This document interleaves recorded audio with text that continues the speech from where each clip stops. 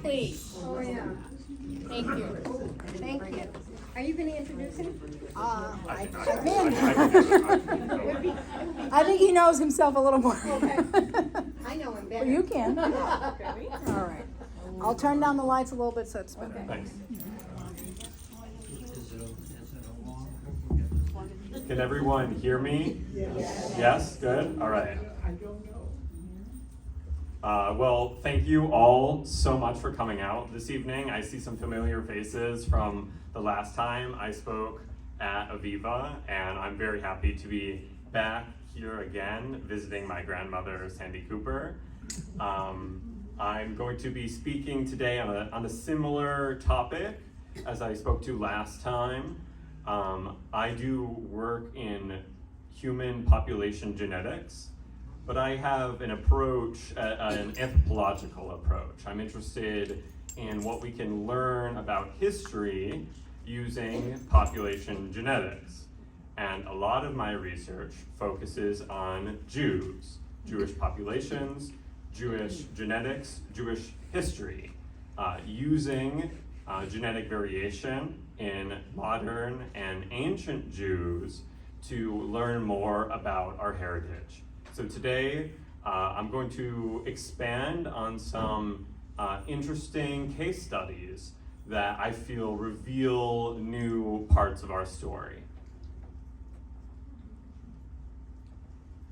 So I'm going to introduce today my, my approach, which I call population genealogy. So anyone who's done Jewish genealogy eventually finds a brick wall of some kind, usually around the 18th or 19th centuries. And I think anyone who has done genealogy here can relate to that. But when I was in high school and did my genealogy, I was not satisfied with the brick walls that I was finding, and I asked the question: is this a real brick wall? Is there really? Is this really the end of what we can say about our ancestors? And more generally, what is our ancestral history? As someone with Ashkenazi Jewish ancestry, what are our roots, and how do we connect to other Jewish diasporas? So those are the questions that I have and that I'll be returning to today. I'm going to start by talking about the lineage that I happen to fall into. When I use the word lineage, I'm referring to something quite specific. In humans, the Y chromosome is inherited along paternal lines and is only inherited along paternal lines. And that variation on the Y chromosome can be sorted into a kind of big family tree of all human Y chromosomes. And so when I use the word lineage today, I'm going to refer to clusters of Jewish Y chromosomes which are uniquely Jewish and reveal Jewish ancestry. So all of the dots on the map are my patrilineal cousins, or the origins of my patrilineal cousins. I'm one of those dots up to the northeast, but every one of these are individuals, real modern people, who took a Y chromosome test and it showed up to be a direct patrilineal cousin of mine. Now this lineage is called EY14891. And it is a rather common Ashkenazi patrilineal cluster. It occurs in around 1 of 22 Ashkenazi Jewish paternal lines, which is pretty common considering it's a population in the millions.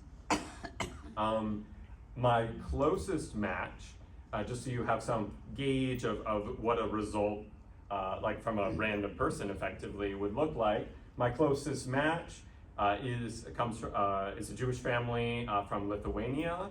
We share a most recent common ancestor around the 16th century, so around 400 years ago or so. And I connect with other Eastern Ashkenazi Jews around 1300 CE. All of my closest matches that are related within that 1300 CE range belong to, I think it's this like tan color. I'm gonna walk out real quick. I think it's these colors. That's just one cluster, and then all of the other colors refer to other clusters which fit into this single Ashkenazi Jewish Y-chromosomal lineage. And where is this map? This is Europe, so you can kind of see this is the UK here, and then this is the Alps. So mostly you can see Ashkenazi Jews being spread in Western Germany, but also in throughout Eastern Europe. So my question is, what is the nature of this cluster? How are we related, and where did this cluster originate? So for those of us who know some detail about early Ashkenazi Jewish history, you might run into this idea of shum, or communities of Speyer, of Worms, and of Mainz. That's where shum comes from. And you can see them on the map in like the center bottom part. These are the towns in which the first Jewish communities, which could be called characteristically Ashkenazi, they first existed. And so from a purely historical basis, we might assume that the lineage originated in these communities. And there's layers, historical and population genetic, that we can compare between the history that we think we know and the population genetic data that we win from looking at the lineage. So the first layer is the early medieval period. As I mentioned, these cities that we see on the map are some of the first Ashkenazi Jewish settlements to some degree. And all of them have their first attestations and historical record in the 8th, 9th, and 10th centuries. Now, using purely genetic data, we've estimated that the common ancestor of everyone in EY14891 can be traced back to around the 8th century. So lines up as that first layer. Yes? Does that mean that that one person lived at that time who was Jewish, who came from somewhere? Not necessarily, and by the way, thank you for just raising hands, asking questions. I encourage questions. Feel free to interrupt me at any time with any questions. Not necessarily. What it means is that this cluster of modern day people, 4.5% of Ashkenazi Jewish paternal lines, all descend from a single person who lived at that time. That does not mean they were the only person around, but it does imply a small founding population. And that's all Germany. That's right. So in this context, I'm hypothesizing that the origin of my lineage is in the geographic area of Western Germany. Yeah. In the high medieval period, so after the early medieval, we have references to brutal violence against Jewish communities in these regions. In Mainz, for example, and Worms, martyr lists speak to a huge segment of the population being killed, or, to speak frankly, committing suicide. And in some of these places, we can estimate that anywhere from 10% to 50% of the Jewish community, the population of these Jewish communities, were killed in this single year. This is reflected, I believe, in the tree of the lineage, where only all extant variation, all of the Y chromosomes in this cluster which exist today, probably only descend from 7 families who were around at that time. And so even hundreds of years after the first common ancestor, when there was only one, a single family with this Y chromosome, hundreds of years later, it was only 7 that still have descendants today. Yes? I must be missing something. How do you know what's on the chromosomes of somebody, say, in 1600? Yeah, so what we can do, I'm glad you asked that question. On the Y chromosome, there are mutations that occur every so often. And whenever a mutation occurs in an individual, if that individual has a son, any son they have will have that mutation. When we test in this lineage, we've tested well over 100 individuals, fully sequenced their Y chromosomes. We can use these mutations to build a kind of pedigree. And with this pedigree, infer how everyone in the group is related to each other by explicitly reconstructing nodes which must represent common ancestors, real historical people whose legacy we know of thanks to their descendants. But I will talk today about ancient Jewish genomes which directly support some of the claims I'm making today. Regardless, in the late medieval period, there was a growing Jewish population in Central Europe, and starting around the 15th century and continuing into the mid 17th century, there was a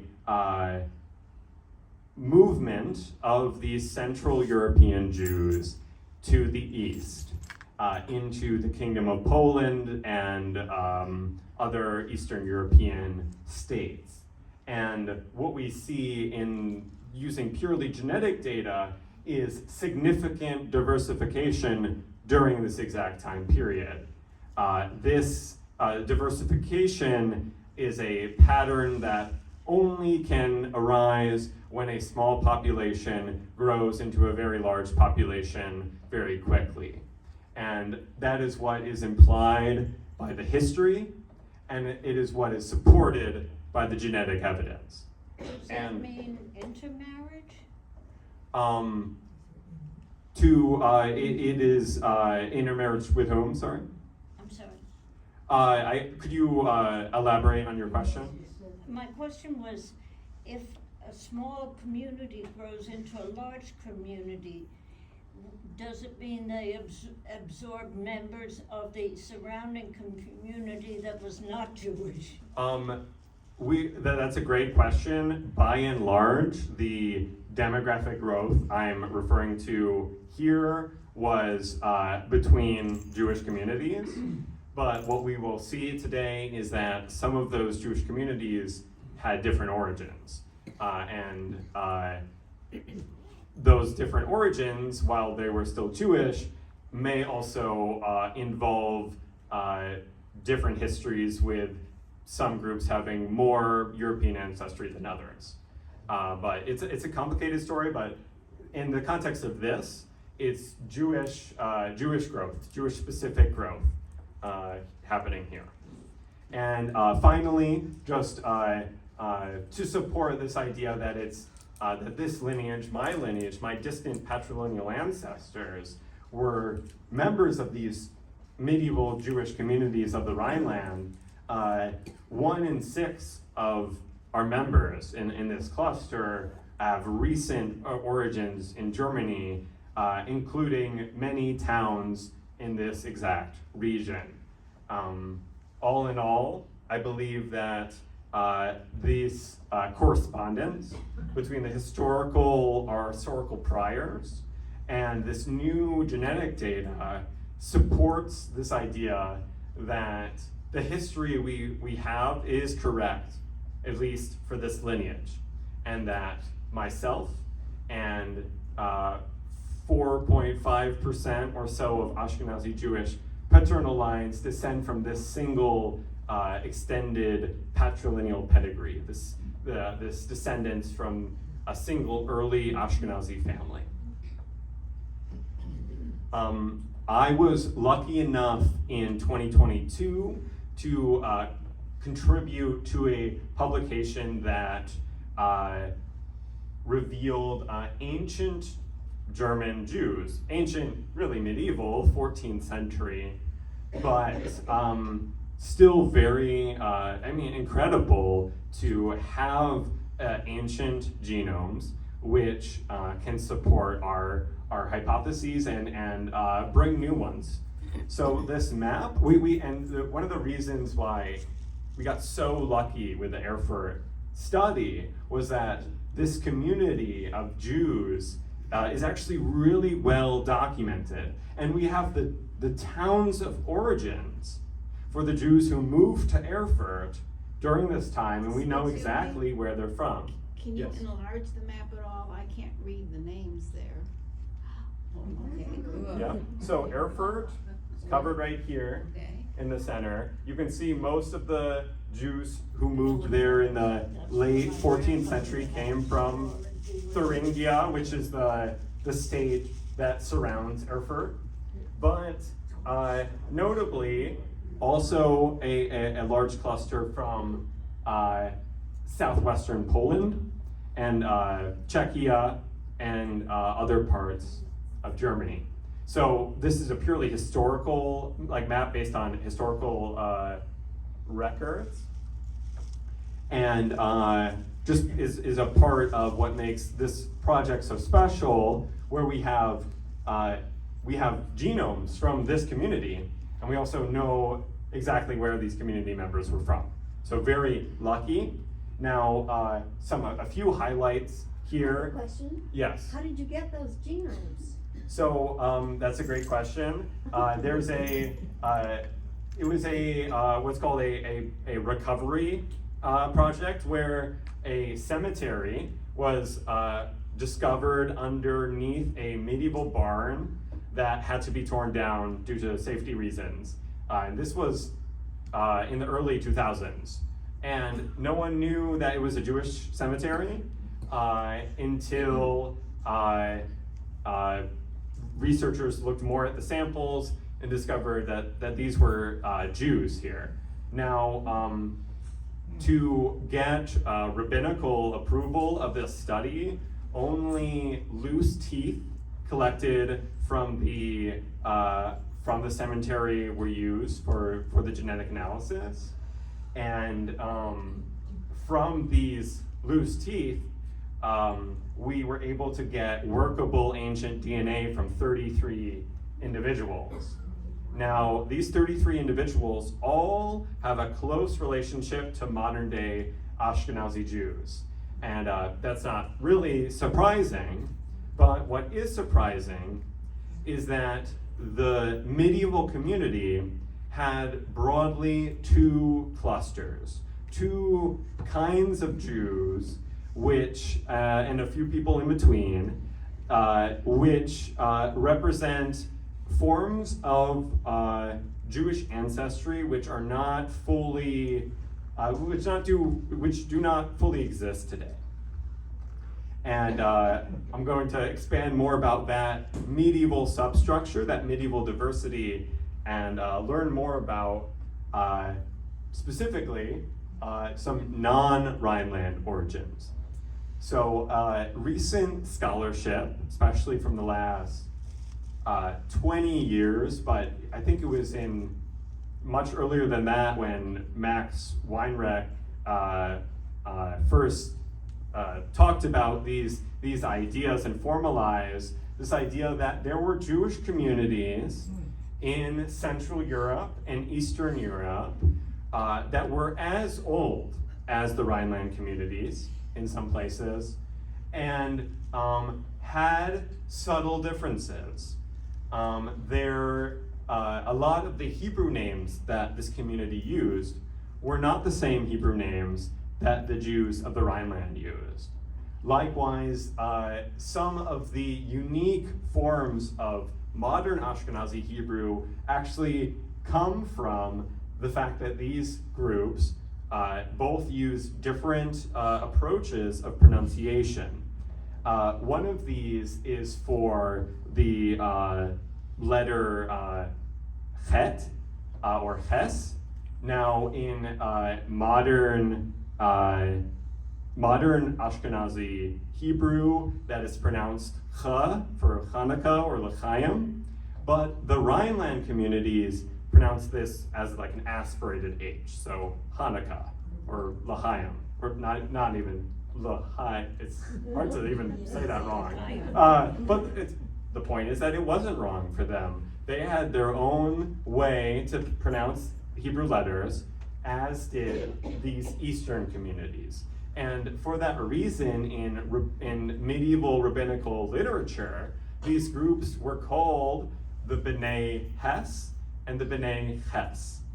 The Rhinelanders were called the B'nai Hes, and the Jewish communities of east of them in Central Europe and Eastern Europe were called the B'nai Ches. So my question is, oh yes?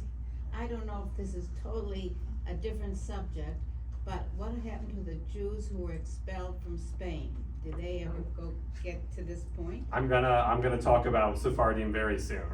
So let's ask. Feel free to push me again on that once I get there. Because I remember that it was around 1492, something with Columbus and you're That's right. That's right. We're all gonna learn more about Sephardim today. That's for sure. But my question is, if my lineage is the member of the B'nai Hes, right, from the Rhineland, can we identify B'nai Ches lineages? Can we identify those clusters of Y-chromosomal variation in modern Jews which descend from these Eastern communities? And I think so. There's an interesting correlation which myself and a few other collaborators of this work have picked up on. On here you'll see two charts. Here is the percentage, on the left, is the percentage of Western Ashkenazi Jews. Those Ashkenazi Jews with recent origins in places like Germany, France, Belgium, and the Netherlands. The rate of those Jews in each one of these lineages. For example, here is EY14891, and you can see it's got a relatively high rate. Likewise, on the right is the proportion of Litvaks, or here really just those Jews with recent origins from Lithuania and Belarus, as a proportion of the whole lineage, the whole cluster. And what's special is a lineage and others like it, EY6940, is consistently very rare among Jews with recent origins in Western Europe, and also has a very high rate of Litvaks. For other Eastern European groups from Poland or Ukraine, all of these patterns kind of level out and there's no strict differentiation.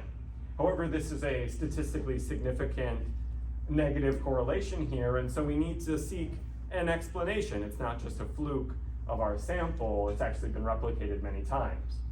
And what makes this special is that EY6940 was actually found in a member of that Eastern community, which we found in Erfurt. So that, and likewise, lineages that were high in the WAJ rate, which are common in modern Western AJs, were found in Erfurt among the Western group. So it's direct ancient evidence to support the claims we're making using modern data. Now, next, I'm going to talk about some more ancient origins. Let's take this lineage EY6940. Now, we know that it was probably Jewish in Central and Eastern Europe in the early and high medieval period, and eventually becoming Ashkenazi, and now today depends on the depends on the area, but an average of 8% of Ashkenazi Jewish paternal lines, probably someone in this room, and everyone has ancestry from these people, right? It's an Ashkenazi Jewish paternal line, but who are its closest relatives? Y chromosome, in the context of the Y chromosome. Let's find out. So this parent level, EY6923, has multiple cousin branches to this Ashkenazi Jewish lineage. One of them is found in Rhodian Jews and French Canadians, funny enough. Another one found in Peruvians and Mexicans. Another one, the oldest subclade of this group, found in non-Sephardic Jews from Tunisia and Libya, as well as Sicilians and Puerto Ricans. And finally, a single family who are modern day not Jews, but from the Moselle region near Metz in modern day northeastern France. And EY6940, again, a Jewish lineage from Central Eastern Europe, not Western Europe, fits in right in the middle. And the common ancestor between all of these groups is quite ancient, dates back to classical antiquity. The estimate is in the 2nd century, plus or minus a few hundred years. But, I mean, that's incredible. And what this shows is that if we interpret the Rhodian Jew and the Peruvians and the Mexicans and the Puerto Ricans as descendants of Sephardim, who were forcibly converted, and the presence of Tunisian Jews and Libyan Jews, which are not Sephardic, they have a different Jewish rite, and do not descend in the main from migrants from Iberia, and the Central Eastern European Jews from the medieval period, they all share antique roots, all surely from a Jewish common ancestor. But where did this Jewish family live? That is the common ancestors of all of these groups. I don't know, but I'm willing to bet they already lived somewhere in the diaspora, not Judea, simply based on parsimony, where we don't have to explain distinct migrations all the way from Judea for each branch, but they were already in the central Mediterranean. That's my hypothesis. Did you have a question back there? Well, I was always told I'm half Litvak and half Ashkenazi. And when my mother wrote her father and said she was marrying a Litvak, he wrote his brothers and sisters here in the States and said, how could you let her do that? Yeah. Well, I think I definitely can relate to that with our Litvak roots as well. But I think that even though we uncovered a slight difference where Litvaks probably do descend a little bit more from these Central Eastern European Jews, the B'nai Ches, than other Ashkenazi Jews. They might be the closest or the majority descendants of them, or like the descendants, modern descendants today who have the most amount of ancestry from these communities. All Eastern Ashkenazi Jews are very closely related to each other, and Jews from Poland and Ukraine still have nearly as much of this B'nai Ches ancestry. So it is interesting to know that, like, yeah, these sub-ethnos groups like Litvaks or Galicianers might actually descend in slightly different proportions from earlier Jewish communities, but that overall they're still very, very similar.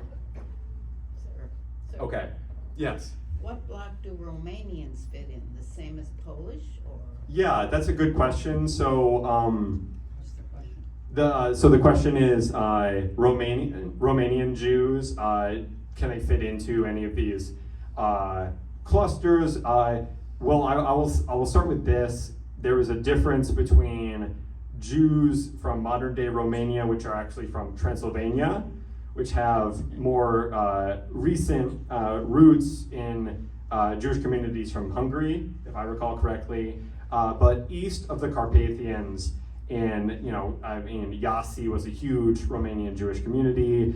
These places attracted Jews from all over Eastern Europe. And while I would point to maybe Moldova and Podolia and Galicia as probable landing points from, I guess, departure points to Romania. So I'm referring to Ukraine and Moldova and Poland to some extent. To my knowledge, Romanian Jewish communities east of the Carpathian Mountains were very young and descended from Jews from all over Eastern Europe due to, I guess, the unique history of that area. But to be fair, I've never been able to work with a large sample of Romanian Jews, so I haven't been able to look into them too in depth. Yeah. I can't remember the author I read who was telling this story. Truth. My mother came from the Ukraine area in the little shtetl from near Kiev. And supposedly from that area, going back into the Middle Ages, there were a group of non-Jews who converted to Judaism. Have you come across that? Yeah, so we do have historical evidence of a Jewish community living in Kyiv in the 9th or 10th century that bore Jewish names, but they were, if I recall correctly, really operating off memory here, more names that more common in modern Mizrahi populations, but they wrote this letter in a Turkic language. And so there may have been a Turkic-speaking group of Jews, possibly of Mizrahi origin, in Kyiv in the 10th century.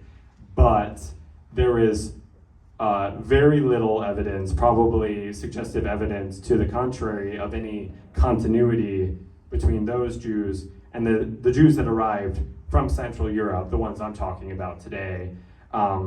There were also a community of Jews to the northwest of Kyiv in southwest or western Belarus, northwestern Ukraine, eastern Poland, who spoke a Slavic language in their daily life, and were also rabbinical Jews. And these Jews probably do not, well, at least we have no positive evidence to suggest that these Jews were related to the earlier Jews of Kyiv, and we have barely any evidence that these small Jewish communities which existed in Eastern Europe before Ashkenazi moved there from Central Europe, we have very scant evidence that they made a demographic impact into later people. We do have some names. I don't know if anyone here, for example, has the name Shachna or Shachno in their family history. I know that we do, and this is an example of a name that comes from this later medieval community of Jews. But if you're referring to the Khazars, or this idea that the Khazarian elite, Khazars were a Turkic-speaking group that had an empire in the North Caucasus in the early medieval period, and indeed their elite did converge to Judaism, but it was only their elite, and they disappear, and it's only other people creating historical legends that really ties them with later Ashkenazi Jews. There's no genetic evidence to support it as of yet. So I'm gonna transition more to other groups of Jews, and we're gonna talk about more how Ashkenazi Jews connect with other Jews. So this is a cluster JY33799, which has always been an interesting Ashkenazi lineage for me, because it diversifies initially in a very early time. You can see it's in basically late antiquity and the early medieval period. The most recent common ancestor of all the Ashkenazi Jews in the group currently is dated to around the 4th century, so that's the 300s CE. And soon afterwards, two lines of descendants are formed, and after that, 2 new lines for each of those descendants are formed. And today, Ashkenazi Jews in this lineage descend from 4 different lines, which diverged, in the 6th century or so. Notably, that's well before any of the Ashkenazi Jewish communities we know of that, that actually existed in Northern Europe, existed. And so we're looking at a lineage, right, which today had only been known in Ashkenazi Jews, but simply using the genetic evidence, we know that each line here must have been a separate migration. It must have been a separate family who founded its own, entered the Ashkenazi population. But they're all, each one is Ashkenazi Jewish, so it must mean that this family here that lived in late antiquity or the early medieval period was Jewish as well. But we don't know where they lived, but we know they probably didn't live in Northern Europe already, because there's no historical evidence of Jewish communities existing there. What we found recently is that a couple Moroccan Jewish families split this branch, and by split, it's like a close cousin that doesn't share everything that the Ashkenazi Jews share, but it shares most. And this new level that that represents the common ancestor of the Moroccan Jews and these Ashkenazi Jews is only some 50 to 250 years earlier. And so it's still in antiquity, and it's important for me to ask the question, whose diversity are we looking at here? What antique Jewish community can have a modern spread like this, that can have 4 distinct Ashkenazi Jewish lines who are slightly more closely related to each other than they are to this Moroccan Jewish line, but still have all of this early diversity really being one thing. This was one community. These different levels are only 200, 300 years removed from each other. So we're talking about a family, right, that existed over the course of 2 to 3 centuries, whose diversity, right, has this pattern. 4 distinct Ashkenazi Jewish lines, 1 Moroccan Jewish line. And I don't know where this community lived, or when exactly they lived, or how is it that we got this peculiar kind of spread. But just like with EY6923, with JY33797, we can be sure that Ashkenazi Jews share antique and early medieval common ancestors with groups like Moroccan Jews. And these are real evidence to show real common ancestry. So next, I want to talk about what I think might be one of the most interesting lineages yet, and it just keeps surprising me. So, from a single family, a single individual ancestor who lived in the 6th century or so transition between classical antiquity and the medieval period, splits into, or is the common ancestor of lots of different modern people. So one cluster that is downstream this lineage, or within this group, contains Moroccan Jews and Colombians. And these, the reason the node is so high up is that the Moroccan Jews and the Colombians are only barely more closely related to each other than they are to everyone else in the group, which we're about to see. It's a very old subclade here. Yes? How do you get Colombians when the Western Hemisphere was really only So these are modern Colombians. Modern Colombians, and whenever, this is my prior, whenever we see people with Hispanic or Latino origin in a Jewish lineage, it implies they have Sephardic Jewish ancestry on their paternal line. And we see this very commonly.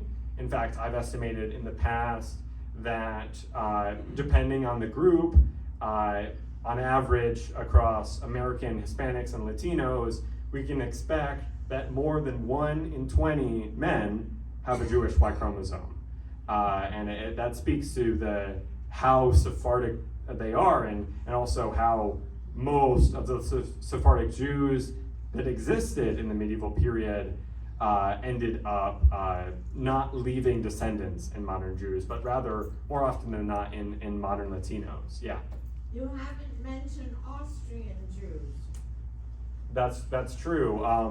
Austrian Jews, I can show the map again, but in early times, Austrian Jews belonged to the B'nai Ches communities. So these, they were more closely related to Jews from communities like Regensburg in Bavaria, and Prague in Czechia, and later times, Jews from the Rhineland migrated to Bavaria, Austria, and Bohemia, mixed with these other Jews, and that Jews descending from both groups then moved on to Eastern Europe. So all Eastern European Jews have ancestry from both communities, and Austria was a stopping off point for Jewish migration east, especially towards the Kingdom of Hungary and neighboring regions.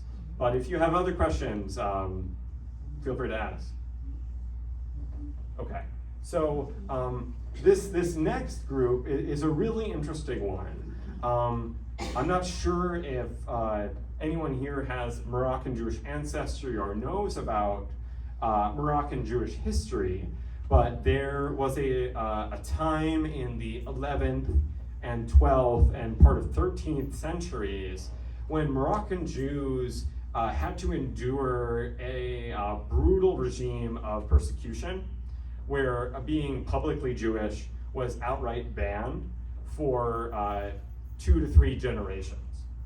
And Maimonides lived in Morocco at this time and wrote an epistle to Jews to leave, to get out of Morocco and try to be openly Jewish, but also that if you had to forcibly convert to save your life, that was permissible. So what's interesting about this group here is that in modern day Fez, inhabitants of the old city of Fez, before modernization grew the city a lot more, the families that descend from this old stock of Fez, when we look at their genetics, they are mostly Jewish. And this is incredible because the historical records support this idea that they were forcibly converted in the high medieval period during the Almohad persecutions, and that they are present-day Muslims, but they have stayed endogamous, only marrying within the community, which means that after 700 years, 800 years or so, they remain mostly Jewish in origin. Now, what's incredible is that this Moroccan Fassi subclade with multiple Moroccan Fassis is actually dated to the Almohad persecutions in the 12th century, which means, right, that it is before 1492. And I'll leave that there before returning. So another subclade of this group is found in modern Mexicans. It's a young subclade. And then the smallest subclade of this group is found in a modern Chilean family. Now, we also have another subclade of this group in Tunisian Jews, and I believe this Tunisian Jew has a Sephardic surname, as well as Mexicans. And then finally, we have a young cluster of Ashkenazi Jews in this mix. Now, I think if we were not to have seen these dates and just look at the pattern of clustering, right? Moroccan Jews, Moroccan Muslims, tons of Latinos, Tunisian Jew with a Sephardic surname, and then Ashkenazi Jews nested within this variation, we would say they're Sephardim from 1492, right? Because that's what's in our head. But there's some problems with that. For one, this Moroccan Fassi branch is dated to the 12th century, a couple hundred years before 1492. And so must it have already been Jewish in Fez in the 1100s? Potentially, that's what we have to reckon with. Likewise, this cluster of Ashkenazi Jews all descend from a common ancestor in the 14th century. Now you can say that, the estimate could be wrong and there's a confidence interval that would extend past 1492, and that's technically true, but the members of this Ashkenazi lineage are pedigreed. And we can see, because there's multiple members of this cluster, that they actually do have a 14th century origin in the Rhineland.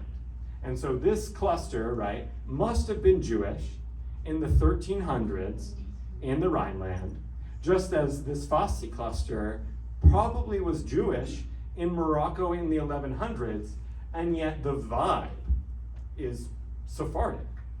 And so the question that I'm asking, and the idea that I want to put into your minds is how much explanatory power does 1492 really have? When we look at the genetic evidence, very few Ashkenazi Jews are properly nested into Sephardic variation to make a confident argument that their patrilineal ancestors really did come from Spain after the expulsions. But what we have here is real genetic evidence that some Ashkenazi Jews and other groups that were not recently from Spain must have common Jewish ancestors, and these common Jewish ancestors, most of their descendants were probably Sephardim. So was medieval Sepharad a sink whereby all of this old diversity just like flowed in because it was the largest Jewish population in the Mediterranean at the time? Or is the top level common ancestor, the early families of Jews that are the ancestors of all of these groups, did they already live in Spain? And I also want to shout out to complicate things even further, that there's a low coverage Erfurt sample who belongs to the Eastern community, who's also somewhere in this lineage. So it's not just 14th century Jews from the Rhineland in here, it's 14th century Jews from even further east already in this lineage. So the question is there continuity of Jewish settlement in Iberia between the Roman period and the Islamic period? Well, we know from archaeological evidence that there were real Jewish communities that existed in Iberia. And with the exception of Provence, which is this hook of France, southern France, that was continually controlled by the Visigoths, through much of Iberia, in the Visigothic period, the only historical references we have to Jews come from sources we may not want to take at face value. These sources include hagiography, or the writings about saints, early Catholic writings about saints, and other deeply religiously inflected literature and laws. There's tons of Visigothic laws that are trying to crack down on Jews. And a scholar of Jewish history, Michael Talk, made a pretty convincing argument that all of these belong to a genre of literature which was not really based in history. And because we have no archaeological evidence or no neutral, historical account of Jewish communities existing in Iberia, there may not have been any. And that this idea that the Jews of Spain came from North Africa and the Middle East when Spain was conquered by the Umayyads is the way to explain this sharing. But I think there's parts of the story that Talk misses and that we should think about. One is the Talmud and the rabbinical system. Those are innovations of antique Babylonia that did not exist in Roman Jewry. And the fact that there is this discontinuity in Jewish religious tradition between the Roman period and the Islamic period seems to suggest that maybe those Jews did arrive in medieval Spain. And indeed, we have to ask the question, what are those origins? But recent historical accounts speak to immigrants from the East, from I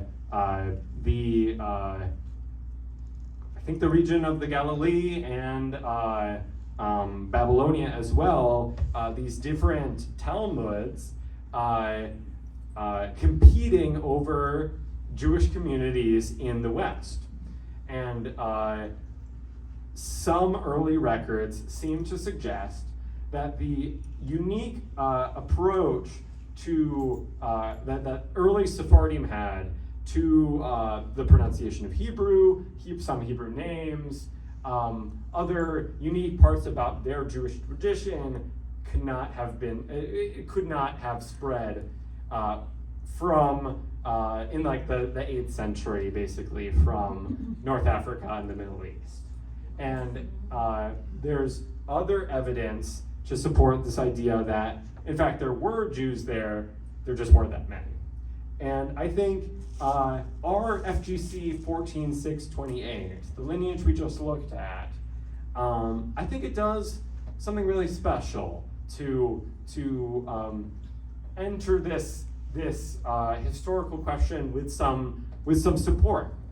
The fact that all of that diversity coalesces or comes together to a single common ancestor in their family in the 6th century actually does support the idea that there were very few Jews in Iberia at that time. Again, when all of these groups coalesce to single common ancestors, those are kind of the founders. That doesn't imply a migration, but it implies a time when the community was very small and then started to grow. And that diversity, which is started in the 6th century, is now extant today in all of those groups we saw. And so I believe that lineages like our FGC 14628 can support the idea of Jewish continuity in Visigothic Iberia, specifically that perhaps because of the persecutions, their population was very small. And that would, of course, also explain why there's no archaeological evidence to support these communities' existence. Do people believe that explanation? Anyone want to shout out alternatives? My guess is as good as yours to some degree. I don't know the truth, but Sir, yes. I was on the east coast of India at a smallish town, and I can't remember the name of it, it wasn't that famous. I came across this poster or inscription of the Jewish community that was expelled from Spain and arrived, and their community is still living. We saw Chabad synagogue and talked to the rabbi. And it was like amazing to me that they went all the way that far away. And I don't know if there's many Jews in India, but I knew about Paradeshim, who were Jews from with Sephardic origin, who immigrated to Cochin I in think Kerala. yeah. That might be where you're referring to. Yeah, really unique story. And there were Jews in Cochin before those Sephardic Jews, and I can't talk much about it, but I they're am very proud of their lineage. Yes, absolutely, and I actually am contributing somewhat to a genetic study on the Cochin community, but I can't talk much about it here.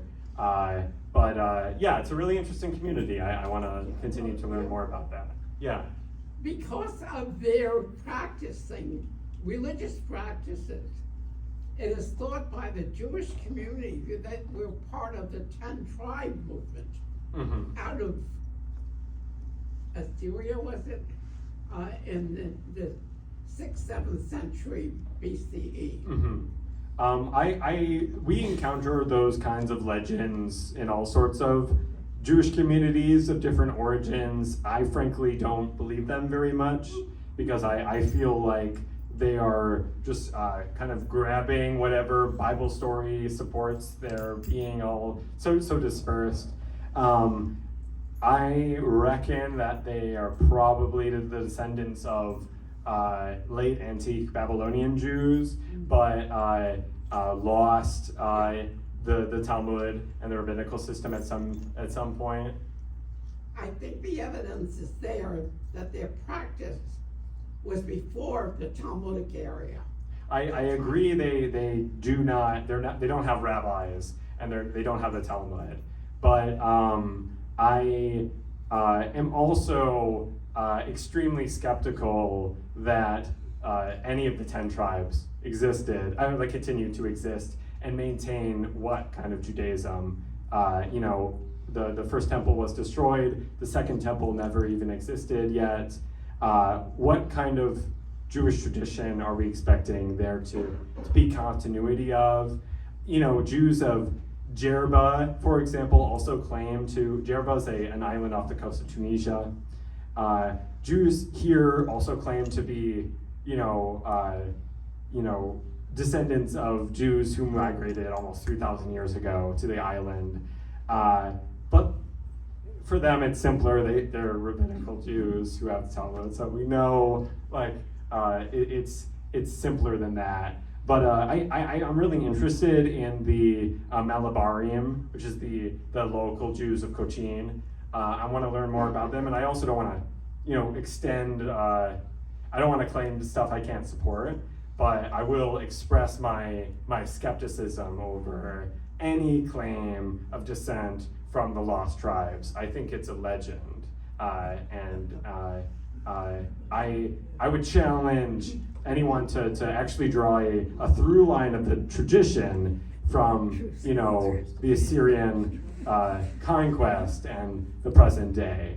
I think it's challenging to draw that, but I'm glad you brought that up. It's their origins are mysterious, for sure. Okay, so yes, Get into, sorry, please. get into a little more modern times. I had an ex-father-in-law from the Azores that traced his lineage all the way back to court musicians in Italy. When he found out that he was partly Jewish, he stopped the investigation. Yeah. And they got to the Azores because they were kicked out of Portugal. It was either death or go settle somewhere else. Yeah. So they settled in the island of Sarasota. And he didn't want to know anything about his Jewish lineage at all. He was Yeah. a nice guy, but he otherwise. Yeah, I've certainly encountered that sentiment as well. Yes. In 1492, when the Jews were kicked out of Spain, where did they all go to? Yeah. So I'll. Is that when a lot of Miami Spanish Beach. Jews, Oh, yeah. I mean, on your map earlier, you had a big block of Jews in northern Germany going towards the Scandinavian, and then you had southwestern Germany with Heidelberg and others, and there were very few Jews there. I mean, it's surprising. I mean, they must have had connections, trade, a partnership with Jews in this part of Germany where they settled, and then down towards the Rhine River and Mannheim and all, there were many fewer ones. Mm-hmm.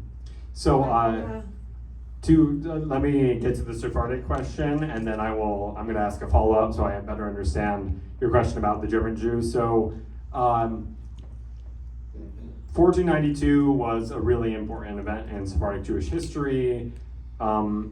It was Jews from the Kingdom of Castile were given that ultimatum. Basically, you need to convert, you need to leave, or we will find you and kill you. Maybe in less uncertain terms, but I don't know. It's important to, I think, understand that the Kingdom of Aragon, which had recently merged with Castile, had already done an expulsion of its own. Aragon being in eastern and northern Spain, modern-day Spain, including Catalonia. So in 1391, 101 years before 1492, the Kingdom of Aragon had a similar edict, and Jews from this region migrated out, often because they were eastern, like they were on the eastern coast, port cities. They hopped across the Mediterranean, going to Algeria, Italy, the Ottoman Empire. In 1492, most Jews either converted, never left Spain, or they migrated to the Kingdom of Portugal. And in 1497, the Kingdom of Portugal kicked them out again. Yeah. And so from those Jews, they had fewer options. Some of them converted, but went to Portuguese colonies and eventually became openly Jewish.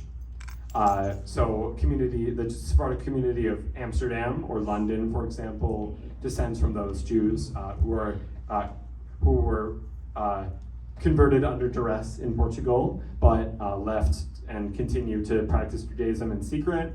Other Jews went to coastal cities or inland cities in Morocco, especially those from southern Spain and Portugal. Morocco is so close. And at this time, the Moroccan regime was actually, it liked Sephardim. Sephardim were useful, and so they had some advantage going to Morocco. But those from, for example, Murcia, like modern day Cartagena here, often migrated east across the Mediterranean to Italy, the city of Tunis in Tunisia, the Ottoman Empire. So yes, 1492, super important event, but far from the only expulsion, and also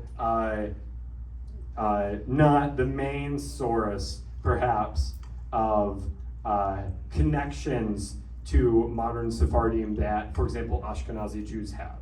When Ashkenazi Jews connect with with modern Sephardim genetically, we're usually looking at late antique and early medieval common ancestors, not late antique Sephardic late medieval Sephardic ancestors, though to some extent they do exist. Do you mind asking your question about Germany again, so I can answer that one? Well, I was saying there were very few Jews going back to the 1,000 or 1,200. I mean, at one point, this part of Germany had been a Roman colony. Mm-hmm. I mean, they know that because they found pots and other things with a Roman influence. That's right. Cologne, for example, Right. is from colonia, the Latin term for colony. And I mean, I just wondered how the Jews got there. Right, that's a great question, and not something I've covered here. So the origins of Jewish communities in the Rhineland, still partly an open question, but we know, I think, at this point, we can be confident that most of their recent ancestors came from northern France. And at this time, they're in this really early Ashkenazi history. There was this Frankish kingdom that controlled northern Italy, all of modern day France, and much of Western Germany, Belgium, and the Netherlands. The Frankish kingdom, Charlemagne's kingdom, basically. And that he split up his kingdom into 3 parts. I think it's like Neustria, I'm not sure exactly how to pronounce it, but like the New Kingdom in the west, which became the Kingdom of France. Lotharingia, which was in the center part, which kind of surrounded the Moselle River. And then starts with an A, Old Kingdom, basically, in the east, in the Rhineland.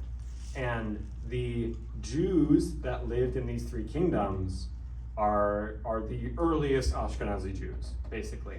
And that the Jews that were from the Rhineland probably came from northern France through those early kingdoms, early Frankish kingdoms. And so if anyone knows Tsarfat or Tsarfadim, those are medieval French Jews, especially from the north.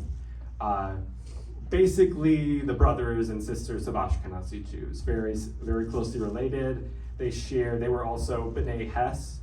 The Sarfadim had the same pronunciation of Hebrew, other similar Jewish cultural traditions, similar names. So we feel confident that there's a close connection with medieval northern French Jews.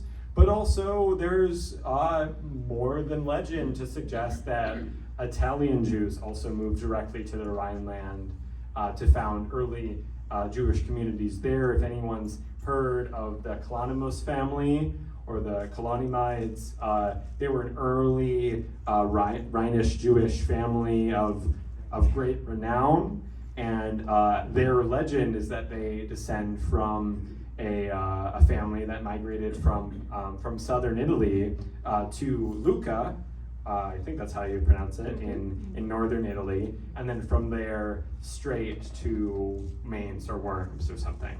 And so we assume mostly northern French Jews, and maybe with a contribution of Italian Jews as well. And then those Jews became the first Ashkenazim. Because I was curious, so I had my DNA tested, because I always thought my family history in Germany goes back 300 years. Mhm. And then I found out, I thought maybe I'm not Ashkenazi, maybe I have some Italian type blood in me, but I was 100% Ashkenazi. Right. I mean, anyone with recent Ashkenazi origins with a test, like a direct-to-consumer test, should expect to get 100% or 99% or something like that, because they're designed to tell only the recent admixture. And we're trying to use DNA to get further than that. But let me keep going and wrap this up here. So finally, an example of a cool lineage, stuff that really shows how connected Jews are to each other. So everyone in the group here are modern day Mizrahi Jews from Iran, Iraq, Georgia, the North Caucasus, and Azerbaijan, and other areas. Even there's even a Cochin Jew close by. Anyway, but there's also a cluster of Ashkenazi Jews here, and all of the Ashkenazi Jews in this lineage descend from a common ancestor around 1100 CE. And their closest Mizrahi cousins are related back to 300 CE. So this is a clear genetic argument, right? A clear case where Ashkenazi Jewish variation is nested within Mizrahi Jewish variation, and that there can only be one explanation, that these Ashkenazi Jews ultimately had a Mizrahi ancestor who moved to Europe and joined the Jewish communities there, and their descendants now, occur in around 90 Ashkenazi paternal lines, about a little bit over 1% of Ashkenazi Jewish paternal lines. So, the takeaway from this presentation that I want you to remember is that the AJ story, the Ashkenazi Jewish story, is really a bunch of Jewish stories. It's many Jewish stories. We have lots of close ties to other Jewish diasporas, and that this sharing isn't all from ancient Judean roots, which I could have expanded on, but chose to keep it here, because the dominant signal that we get, that we find when we look at this kind of data, is that we usually have more recent common ancestors, usually from classical antiquity and the early medieval period. And that, I'm sure all of us know some Bible stories, and I hope most of us know where, in Europe recently your family came from, and that maybe in between there's just this dark fog of, I assume they were Jewish living somewhere. During this time, a lot of Jewish communities that are present today descend from earlier Jewish communities which no longer exist, and that these medieval and antique Jewish communities are the bridges between Ashkenazi Jews, Sephardic Jews, and other Jewish communities. So, all of the work that I have shown today and do regularly is connected with my organization, the Jewish Genetic Discovery Foundation. Our mission is to do what I've done here, is to enhance awareness of and foster informed engagement in genetic testing. Ultimately, to strengthen community bonds through a deeper appreciation of Jewish heritage, Jewish ancestry. And here's my pitch: you all can support discoveries just like these. One moment, thank you. A lot of the examples I showed today were directly supported by my foundation and were made possible through the donations of people just like you who are interested in seeing this work grow. This foundation has a $25,000 fundraising goal for this year, and 100% of donations go directly to testing underrepresented Jewish communities, and we focus on those tests that we believe will give us the most information. And I want you to take away that every family, everyone can contribute to new Jewish history, whether by donating their saliva or donating some funds. So please give what you can. Any amount helps. And thank you so much for your attention today. You did a great job. Before you leave Erfurt, you'd be interested to know that it is the flower capital of Germany. Yeah. And also, if you look very, very closely at the ovens in Auschwitz, the foundry was in Erfurt. Wow. I know that they are, I think I've read before that they are historically linked in that way. Yes. But yeah. Yes.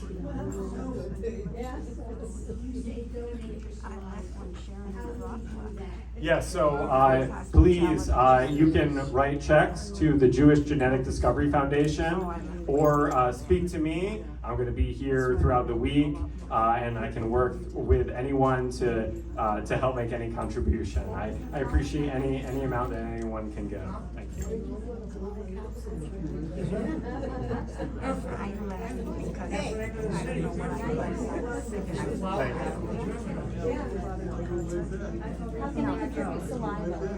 No, they sell so many flowers. Working my ass off doing hospitality. Thank you. You know what I said about the others? They were really young. And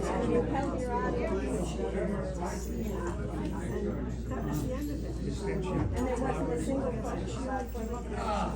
No, no, no.